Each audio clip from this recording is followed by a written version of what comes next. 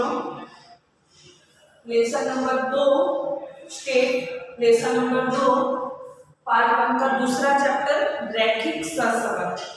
विषय परिचय मैंने आगे के वीडियो में आपको दिया है, थोड़ा थियरी में डिटेल में मैंने आपको बताई है। एक बार छोटे पैमाने को रिवाइज करके फिर हम आगे हम फॉर्मूला पे चलते हैं। मैंने आपको समझाया ही है। सबसे पहले सहसंबंध का अर्थ क्या होगा, उसके लिए हम थोड़ा 11वीं पर जाते हैं तो हमें यहाँ क्लियर होगा। 11वीं में हम क्या करते थे, हमें कोई एक चलीय वितरण दिया रहता था। एक चलीय वितरण दिया रहता था, यानी अगर हम प्रैक्टिकली बात करें तो x की कॉलम दी रहती थी, उस पर से हमने माध्य, मध्यता, क्रमांक विचलन, इस तरह से विषमता, ये सारी चीजें फाइंड की। लेकिन कई बार क्या हो जाता है, हमें कोई एक चल इकाइयाँ दी है तो उसके अनुरूप उससे संबंधित दूसरी चल इकाइयाँ अगर बहुत सारी चीजें हैं उस पर प्रभाव डालती हैं। जैसे कि अगर एग्जाम्पल लूँ, अगर मैं किसी भी कंपनी का बिक्री से संबंधित जानकारी दी है तो हो सकता है बिक्री के अनुसार हमें प्रॉफिट या लाभ कितना हो रहा है वो भी जानना पड़ता है। तो इस तरह से 12th में हम दो चलीय इकाई वितरण के बारे में भी करेंगे, जहाँ पे दो चलीय इकाइयाँ दी रहेंगी, x और y का कॉलम दिया रहेगा, वो दोनों के बीच में रिलेशन या सहसंबंध क्या है वो हम याद करेंगे। आगे डिटेल में बताओ, और डिटेल में नहीं बता रही हूँ। आगे हम अपने चैप्टर में चलते हैं, रैखिक सहसंबंध। पहले तो सहसंबंध का अर्थ क्या है। सहसंबंध अर्थात यदि दो चल इकाइयों के बीच में प्रत्यक्ष और परोक्ष कार्य कारण का संबंध हो, उसके कारण दो चल इकाइयों में परिवर्तन हो रहा है तो वह दोनों के बीच में सहसंबंध है, हम ऐसा कहेंगे। जैसे कि मैंने यहाँ पे एक वाक्य आपको बोला कि दो चल इकाइयों के बीच में कार्य कारण का संबंध, कार्य कारण का संबंध उसको समझना है तो दो चल इकाइयों के बीच में कोई चल इकाई कारण बनती होगी, उसकी वजह से उसके कार्य में या परिणाम में परिवर्तन आता है। इसका मतलब परिवर्तन जो आ रहा है तो एक चल इकाई की वजह से दूसरी चल इकाई में परिवर्तन आ रहा है तो दोनों के बीच सहसंबंध हम ऐसा करेंगे। सहसंबंध की परिभाषा एक बार मैं फिर से आपको रिपीट कर रही हूँ। यदि दो चल इकाइयों के बीच में कार्य कारण का संबंध है, इसके कारण दोनों चल इकाइयों में परिवर्तन हो रहा है, तो उस चल इकाई में परिवर्तन हो रहा है तो उन दोनों के बीच में सहसंबंध है, ऐसा हम कहेंगे। सहसंबंध को हम स्मॉल r द्वारा दर्शाएंगे। सहसंबंध को हम स्मॉल r द्वारा दर्शाएंगे। अब यहाँ पे आगे बढ़ते हैं। सहसंबंध के प्रकार कितने हैं। सहसंबंध के मुख्य दो प्रकार हैं, धन सहसंबंध, ऋण सहसंबंध। ये टॉपिक मैंने आपको डिटेल में बताई, खाली इस वीडियो में रिवाइज कर दे रहे हो, फिर आगे हम चलेंगे। सहसंबंध के मुख्य दो प्रकार हैं, धन सहसंबंध और ऋण सहसंबंध। धन सहसंबंध किसे कहेंगे, ध्यान देना। धन सहसंबंध यदि दो चल इकाइयों के बीच परिवर्तन समान दिशा में हो या एक ही दिशा में हो, यदि दो चल इकाइयों के बीच में परिवर्तन समान दिशा में हो रहा हो या एक ही दिशा में हो रहा है, यानी कि कोई एक चल इकाई बढ़ रही है तो दूसरी भी बढ़ रही है, एक घट रही है तो दोनों घट रही है, इन दोनों में वृद्धि हो या दोनों में कमी हो, समान परिवर्तन हो, तो उन दोनों के बीच में धन सहसंबंध है, ऐसा कहेंगे। एक बार फिर से मैं डेफिनेशन क्लियर करूंगी। यदि दो चल इकाइयों के बीच में परिवर्तन एक ही दिशा में हो रहा है या समान दिशा में हो रहा है तो दोनों के बीच में धन सहसंबंध है। एग्जाम्पल एक दो मैं आपको बता रही हूँ। जैसे कि अगर मार्केट में मांग बढ़ रही है, किसी भी चीज वस्तु की मार्केट में मांग बढ़ रही है तो उस मार्केट में हमें पूर्ति बढ़ाना पड़ेगा, उस चीज वस्तु का पूर्ति हमें बढ़ाना पड़ेगी। मांग बढ़ रही है, पूर्ति बढ़ी, दोनों में वृद्धि हो रही है, इसका मतलब इसमें धन सहसंबंध है। दूसरा एग्जाम्पल लेते हैं, पति पत्नी की आयु, पति की आयु बढ़ रही है तो पत्नी की भी आयु बढ़ रही है। और एक एग्जाम्पल ले तो लोगों की आय और खर्च, जैसे जैसे इनकम बढ़ेगी वैसे वैसे लोग अपना खर्च बढ़ा सकते हैं, यानी ये धन सहसंबंध के एग्जाम्पल है। दूसरा सहसंबंध का प्रकार रहेगा ऋण सहसंबंध। यदि दो चल इकाइयों के बीच में परिवर्तन विरुद्ध दिशा में होगा, यानी कि एक बढ़ रहा है और दूसरा घट रहा है, अगर दो चल इकाइयों के बीच में परिवर्तन विरुद्ध दिशा में होता है तो उसको हम ऋण सहसंबंध कहेंगे। ध्यान देना है, ऋण सहसंबंध का एग्जाम्पल होगा तो मान लो हमने 11th में पढ़ा है कीमत और मांग। अगर मार्केट में किसी भी चीज वस्तु की कीमत बढ़ रही है तो उसकी डिमांड मांग घट जाती है, और किसी भी चीज वस्तु की कीमत घटती है तो मांग बढ़ जाती है कुछ अपवादित वस्तुओं के अलावा। इस तरह से ये हुआ ऋण सहसंबंध का एग्जाम्पल। इसके साथ मैं एक टॉपिक आपको क्लियर करना चाहूंगी। वैसे मैंने गुणधर्म आपको मैंने डिटेल में पढ़ाया है, लेकिन एक टॉपिक में क्लियर करना चाहूंगी कि r का मान हमेशा -1 से +1 के बीच होता है, ये ध्यान रखना। r का मान हमेशा -1 से +1 के बीच में होता है। आगे बढ़ते हैं। अब सवाल जो हम सॉल्व करेंगे उस पर जा रहे हैं।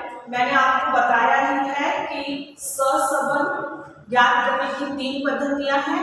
एक बार मैं रिपीट कर दे रही हूँ। सहसंबंध ज्ञात करने की 3 पद्धतियां हैं।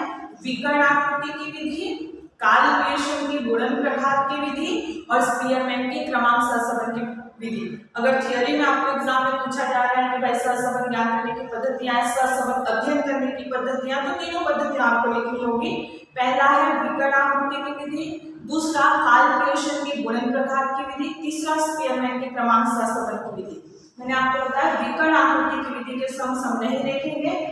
मेथड नंबर 2 स्टार्ट करते हैं, काल-पेशम की गुणन प्रघात की विधि।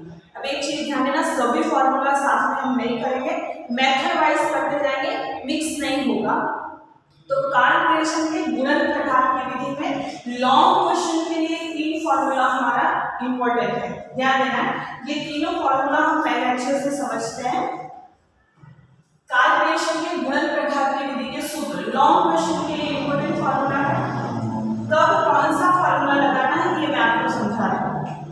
पहला ध्यान देना, यदि x बार तथा y बार पूर्णांक में है, x बार तथा y बार पूर्णांक में है, इट मींस क्वेश्चन में हमें x और y को कॉलम दिए रहेंगे, उस पर से हम x बार और y बार पहले फाइंड करेंगे।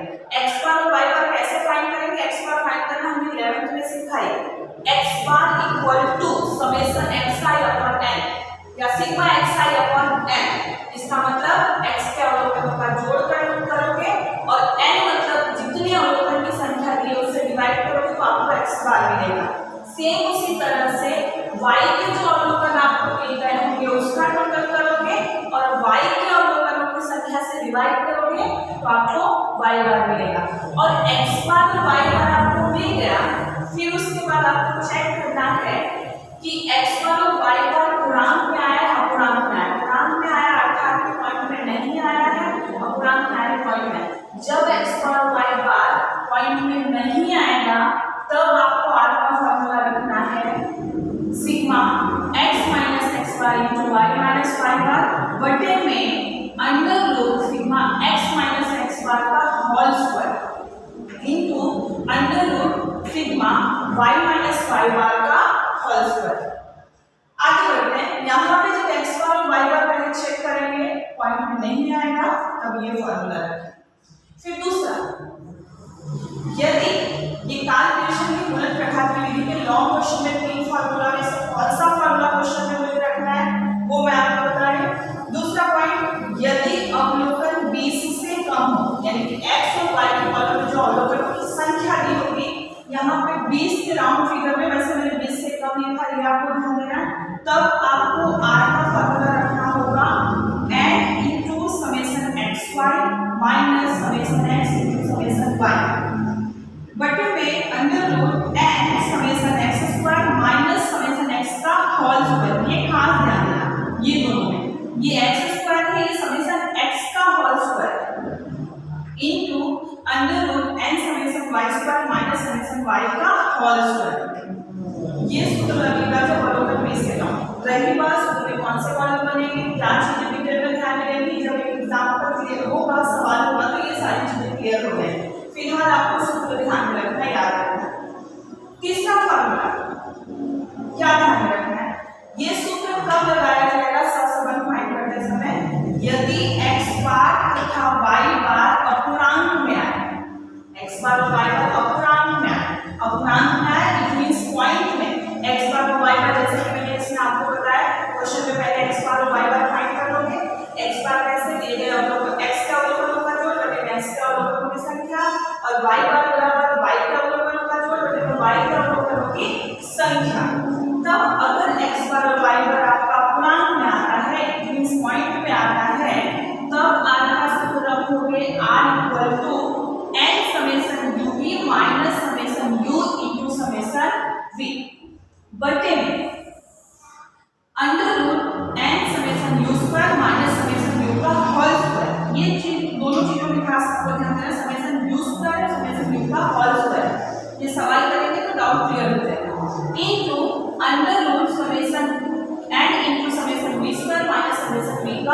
Whole square. ये तीनों फॉर्मूला हमें कैलकुलेशन के गुणन प्रकार की विधि में लॉन्ग क्वेश्चन में काम आएंगे, आपको लिखकर याद करना है।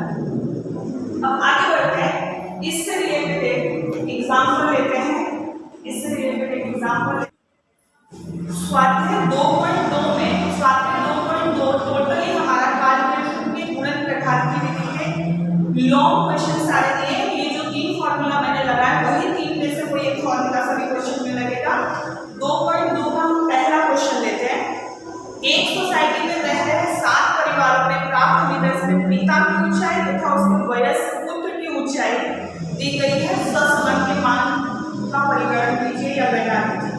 सहसंबंधांक क्या करना है, सहसंबंधांक बार-बार दर्शाया जाएगा, उसका सूत्र भी मैंने आपको लिखवाया, आपको ध्यान रखना है। अब क्वेश्चन देखते हैं। पिता की ऊंचाई उसको मैक्स की कॉलम मानते हैं और पुत्र की ऊंचाई को y का कॉलम, यानी स्वाध्याय 2.2 का क्वेश्चन नंबर 1 लेते हैं। x की कॉलम दी गई है 170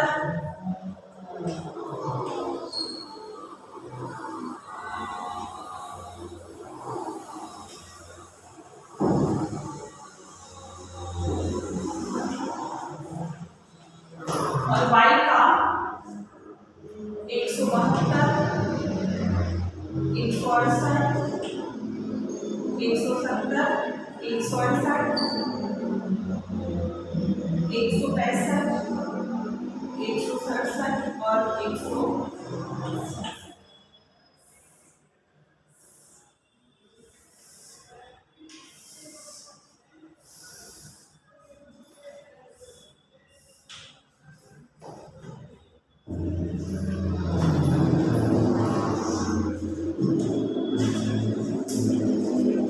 चलो अब ध्यान देना है सभी को। जैसे मैंने आपको बताया कि सबसे पहले आपको क्वेश्चन में x बार और y बार फाइंड कर लेना है। x बार और y बार फाइंड कर लेना है, उसके बाद आपको डिसीजन लेना है कि r का कौन सा फॉर्मूला लगेगा।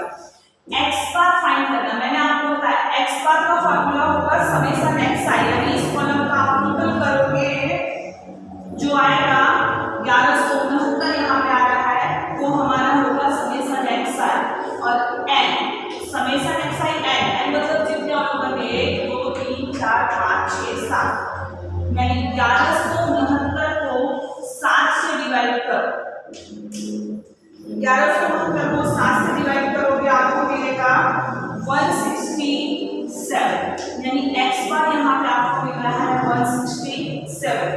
सेम उसी तरह से फिर आपको क्या करना है, y बार फाइंड कर लेना है, समेशन yi अपॉन n, यानी y के अवलोकनों का जोड़ 1176 बटे में n कितने दिए इस क्वेश्चन में, n इज इक्वल टू दिया है आपको 7, 1176 भागे 7, 1176 भागे 7 करोगे आपको मिलेगा 168। यहाँ पे हमें x बार और y बार मिल गया। अब आपको ये ध्यान देना है x बार और y बार आपको पॉइंट में नहीं मिल रहा है, ग्राफ में मिल रहा है, तो r का फॉर्मूला रखोगे r is equal to summation x minus x bar into y minus y bar upon under root में summation x minus x bar का whole square into y minus y bar का whole square. अगर x bar और y बार आपका point में नहीं आता है तो r का फॉर्मूला रखोगे r equal to summation x minus x bar into y minus y bar upon under root summation x minus x bar का whole square into y minus y bar का whole square. अब क्या ध्यान देना, सूत्र में कौन कौन सी कॉलम रेडी करनी पड़ेगी वो आपको ध्यान देना है। सबसे पहले आप x माइनस x बार का कॉलम बनाओगे, फिर y माइनस y बार का कॉलम बनाओगे, उसके बाद x minus x bar into y minus y bar, फिर x माइनस x बार का whole square into y minus y bar का होल स्क्वायर। इतना कॉलम हमें क्वेश्चन में रेडी करना पड़ेगा। सूत्र क्या पड़ेगा, x minus x bar into y minus y bar ना मिलेगा, लेकिन उसके पहले मुझे x माइनस x बार मिलना चाहिए, y बार कितना हम फाइंड करते हैं उसके बाद फॉर्मूला सॉल्व करेंगे। x माइनस एक्स बार यानी x के अवलोकन में से x बार फाइंड करना है और लिखते जाना। 170 में से 167 माइनस करोगे मिलेगा 3। 169 में से 167 माइनस करोगे 2। 168 में से 167 1। 167 में से 67 0। 166 में से 67 माइनस 1। 165 में से 67 माइनस करोगे -2। 164 में से 67 माइनस। सेम उसी तरह से y माइनस y बार का कॉलम करेंगे। y को अवलोकन में से y बार माइनस करेंगे। 172 में से 168 यहाँ पर मिलेगा 4। 168 में से 168 माइनस करोगे 0। 170 में से 68 माइनस करोगे 2। 168 में से 68 माइनस करोगे 0। 165 में से 168 माइनस करोगे -3। 167 में से 167 -1 और यहाँ पे -2। x माइनस एक्स बार y माइनस y बार मिलेगा। अब उसके बाद आपको इन दो कॉलम का मल्टीप्लाई करोगे तो आपको x माइनस एक्स बार y माइनस y बार मिलेगा। 4 तिया 12। 2 का 0 के साथ मल्टीप्लाई 0। 2 एक कम 2 0। 3 एक कम 3 माइनस माइनस प्लस 2 एक कम 2 माइनस माइनस प्लस 3 दूनी 6। अब इसका टोटल कर 12 कितना आएगा 25। फिर उसके बाद आपको x माइनस एक्स बार का स्क्वायर करना है। इस कॉलम का स्क्वायर कर देना। 3 का स्क्वायर 9। 2 का 4। 1 का 1 0। 1 का स्क्वायर 1। 2 का स्क्वायर 4। 3 का स्क्वायर 9। अब इस कॉलम का टोटल करोगे तो आपको मिलेगा 28। y माइनस y बार का स्क्वायर करो। 4 का स्क्वायर 16। 0। 2 का स्क्वायर 4। 0। 3 का स्क्वायर 9। 1 का स्क्वायर 1 और 2 का square 4।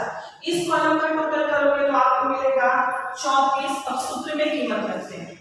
x minus X bar into y minus y बार आपको मिला है 25। x माइनस एक्स बार का होल स्क्वायर आपको मिला है 28। अंडर रूट में रखना होगा, सूत्र में अंडर रूट है, into y minus y bar का स्क्वायर आपको मिला है 34।